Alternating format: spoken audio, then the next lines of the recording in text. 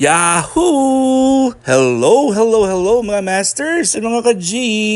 Good morning, good morning, good morning, good morning po sa inyong lahat dyan sa Pilipinas at syempre sa buong Asian countries at kung saan ka mang lupalop ng ating mundo.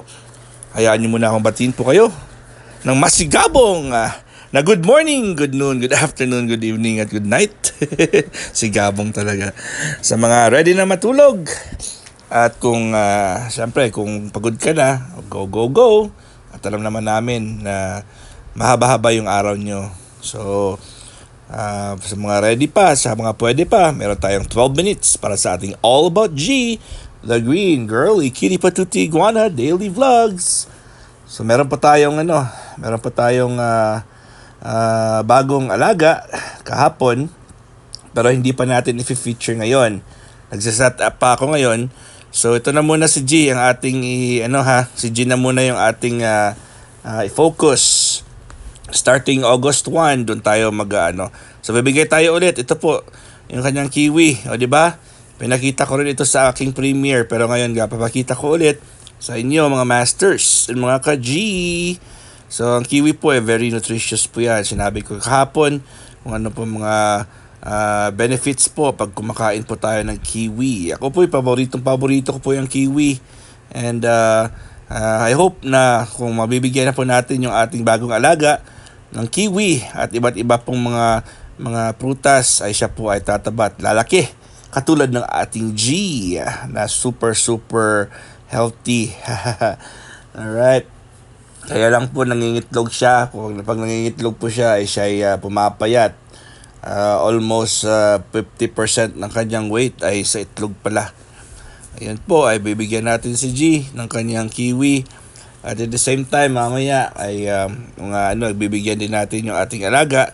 Nasa taas na po siya, pero hindi ko lang muna ipapakita sa inyo dahil hindi pa tayo ready sa ating new chapter.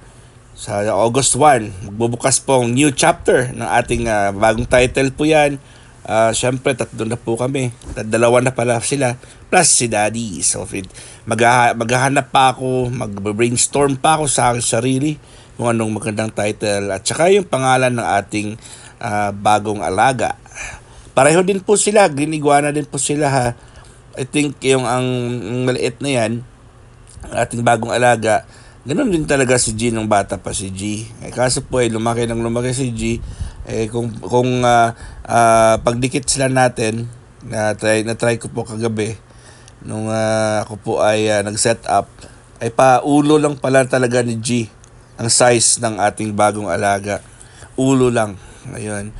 So si G po ay nag-i-enjoy ngayon sa kanyang ligo time.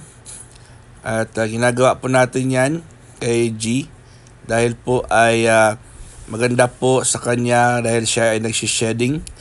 Ayan po ang ating alaga. Set up po na muna. Sa susunod na lang natin yung bagong alaga natin. Bibigyan natin ng bagong pangalan. At syempre, hindi bagong pangalan. Bibigyan tayo natin ng pangalan kasi wala pa naman siyang pangalan. And then syempre, bibigyan natin sila si G at yung ating bagong alaga ng ating watermelon. At natin yan. I-chop-chopin natin yan. Dice na lang natin para mas convenient sa ating G.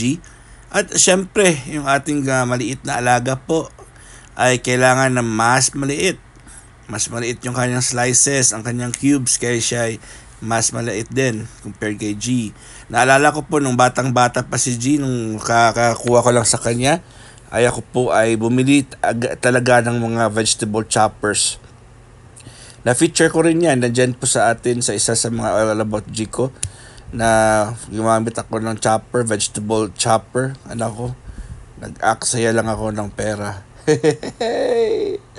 So, nagsa-chopper ako, yung parang iniikot-ikot mo. Mahal din ang mahal din yun. Siguro mga $26 po yan, yung bili ko noon.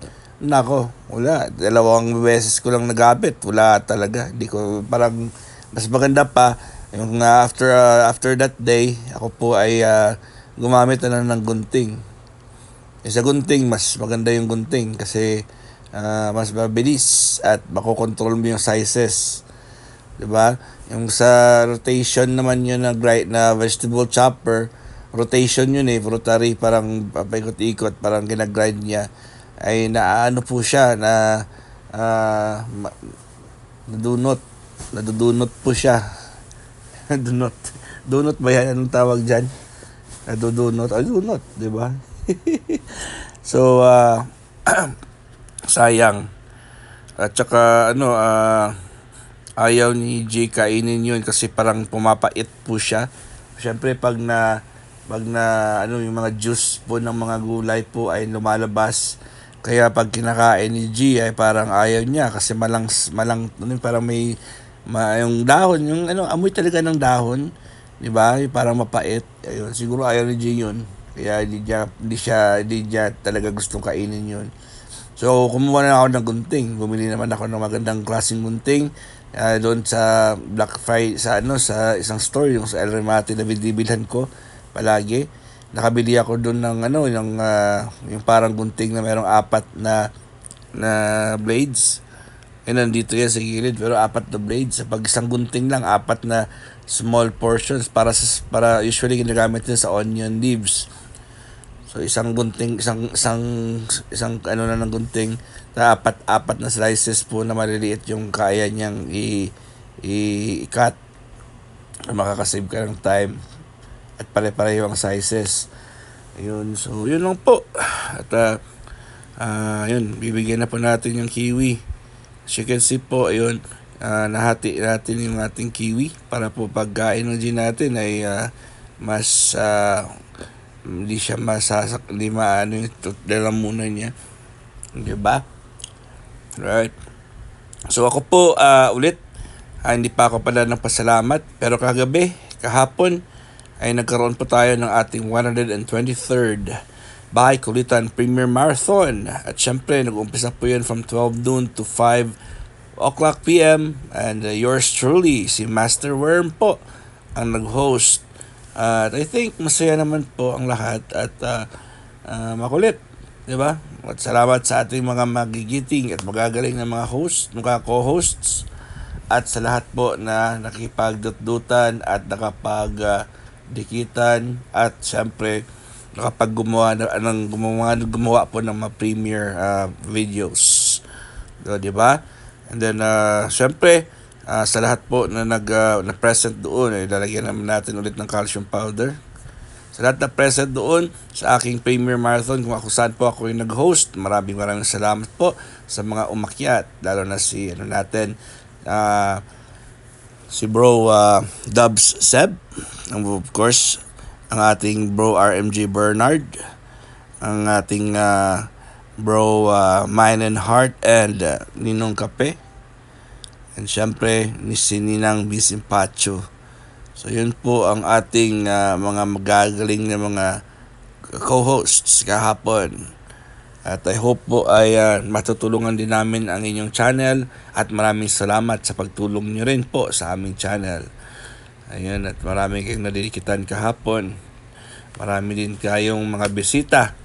At syempre sa second batch natin ng ating Yams OFW Vlogs, syempre co-host na naman ang yours truly. So pagkatapos ko ng 5 oras na straight na ako'y host, nag-add tayo ng 2 more hours para sa ating Yams OFW Vlogs. Pagkatapos ng 2 hours, tatapos natin ng kayams. Nandun ako. Lumipat na naman tayo sa ating third batch na si Beshi Merle Stani Vlog, supposed to be. But unfortunately po ay siya hindi pa maganda yung kanyang pakiramdam.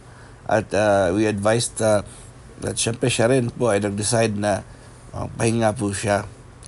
Ayun, di ba? Kasi ilang 2 buwan ata na out of school yung mga kabataan, yung mga binabantayan niya. Kasi syempre, vacation, summer. So, this coming Wednesday, Wednesday is 2 days from now. Hindi pala. Wednesday yung may nagsasabi ko.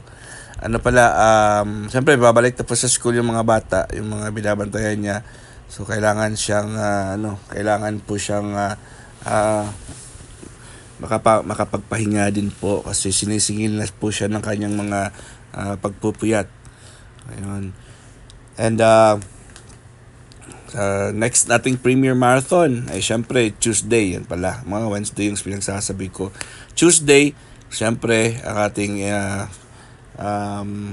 Miss Ann Hombre Vlogs. And of course, ang Inday Ana Vlog. And Doc Zenaida Portioncula. So far, ganun na muna. 1 o'clock tayo mag-uumpisa sa kay Miss Ann Hombre.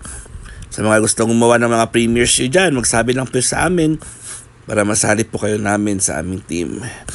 Of course, at i-welcome din natin si Shona. Di ba? The Adventures. The Adventurer. Di ba? From Hong Kong.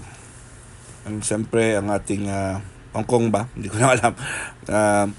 Kakapasok natin siya sa ating team, sa ating bahay kulitan. Welcome po, Sisi. And hanggang dito lang po tayo. Kasi po ay 12 minutes lang po ang ating All About G. At babawi tayo sa susunod. Pag start na po ng August ay ipapasok na po natin yung ating bagong alaga with his or her. I don't know kung babae o lalaki yan. Hanggang sa mangitlog po yan. Yun, malalaman natin pag nangitlog, lalaki, babae po yan, katulad ng G natin. Akala kong lalaki si G natin. Anyways, mga masters, hanggang dito lang po tayo. And kita-kits ulit bukas, 6 o'clock sa ating All About G. And keep loving and keep supporting each other. Sa mga may live dyan, puntahan natin, ha? Alright? This is your one and only Master Worm and G, the green cutie patuti iguana. God is great. Yahoo!